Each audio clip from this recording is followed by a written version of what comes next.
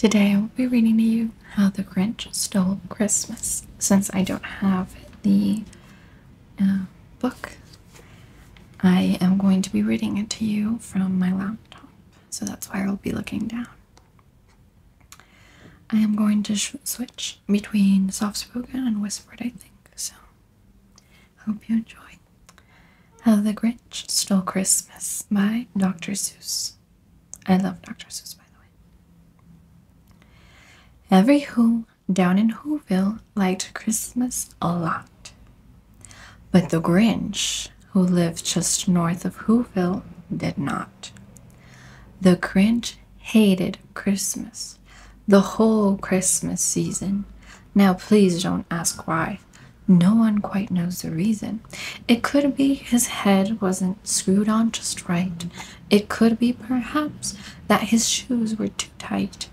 But I think that the most likely reason of all may have been that his heart was 2 sizes too small. But whatever the reason, his heart or his shoes, he stood there on Christmas Eve hating the Whos, staring down from his cave with a sour, grinchy frown at the warm-lighted windows below their town. For he knew every Who down in Whoville beneath was busy now hanging a mistletoe wreath. And they're hanging their stockings, he snarled with a sneer. Tomorrow is Christmas, it's practically here. Then he growled with his Grinch fingers nervously drumming, I must find some way to stop Christmas from coming.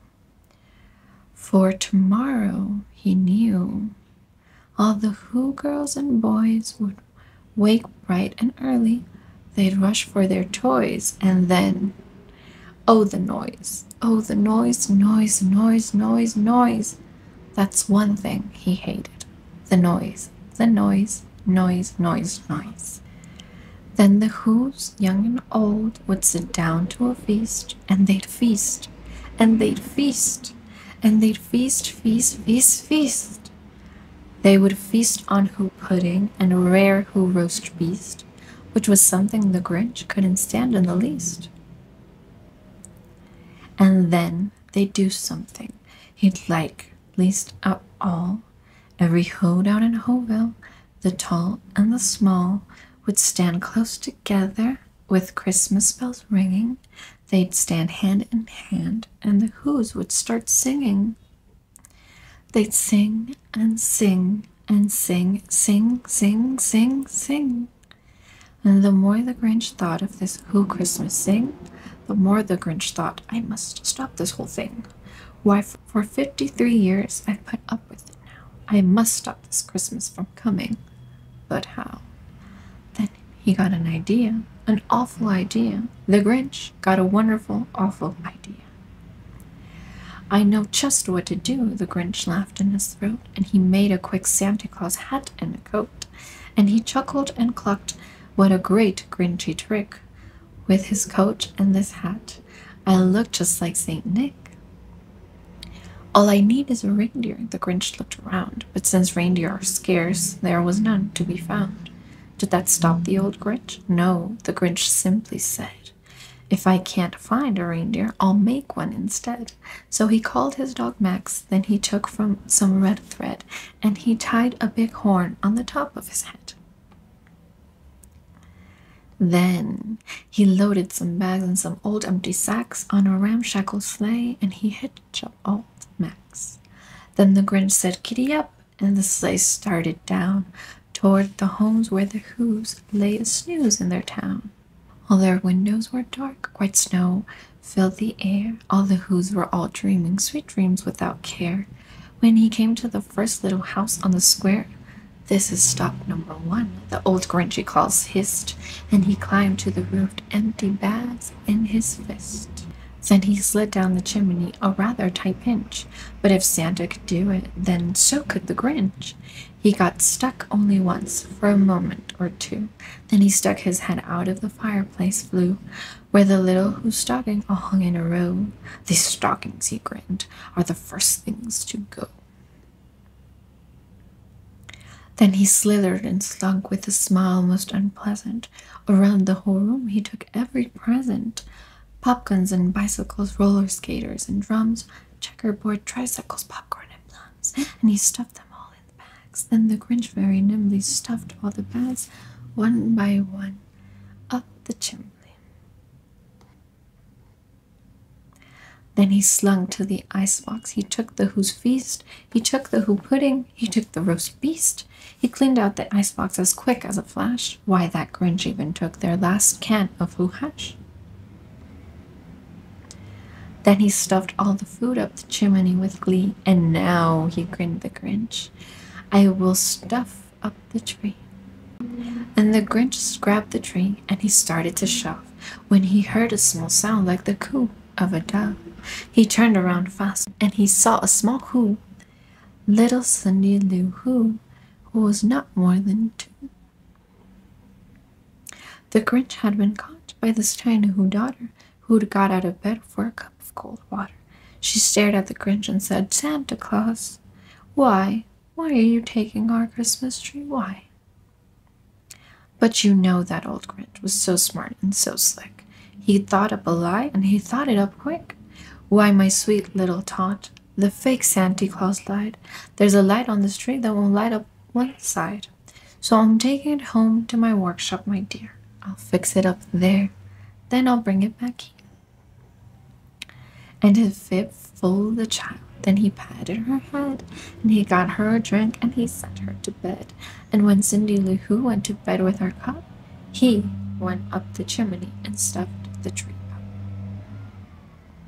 Then the last thing he took was the log of their fire. Then he went up the chimney himself, the old liar.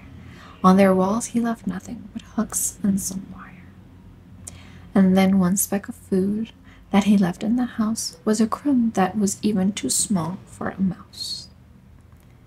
Then he did the same thing to the other Who's houses, leaving crumbs much too small for the other Who's houses.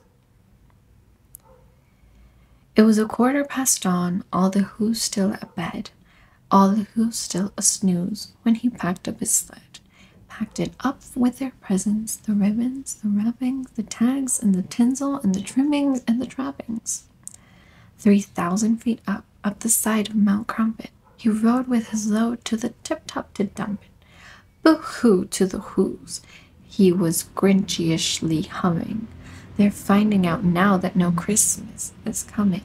They're just waking up, I know just what they'll do. Their mouths will hang open a minute or two. Then the Who's down in Whoville will all cry boo-hoo. That's a noise, grinned the Grinch, that I simply must hear. So he paused, and the Grinch put his head to his ear, and he did hear a sound rising over the snow. It started in low, and then it started to grow. But the sound wasn't sad. Why, the sound sounded merry. It couldn't be so, but it was very merry. He stared down at Whoville. The Grinch popped his eyes. Then he shook. What he saw was a shocking surprise. Every Who down in Whoville, the tall and the small, was singing without any presents at all. He hadn't stopped Christmas from coming. It came, somehow or other, it came just the same. And the Grinch, with his Grinch feet ice cold in the snow, stood puzzling and puzzling. How could it be so? It came without ribbons, it came without tags, it came without packages, boxes, or bags. And he puzzled 3 hours, till his puzzler was sore. Then the Grinch thought of something he hadn't before. Maybe Christmas, he thought, doesn't come from a store. Maybe Christmas, perhaps, means a little bit more. And what happened then? Well, in Whoville they say that the Grinch's small heart grew 3 sizes that day. And the minute his heart didn't feel quite so tight, he wheezed with his load through the bright morning light, and he brought back the toys and the food and the feast. And he himself, the Grinch, carved the roast beast. The end. Hope you enjoyed it. I love Dr. Seuss. It's my favorite favorite author, like for children's books. So I hope you enjoyed it as well.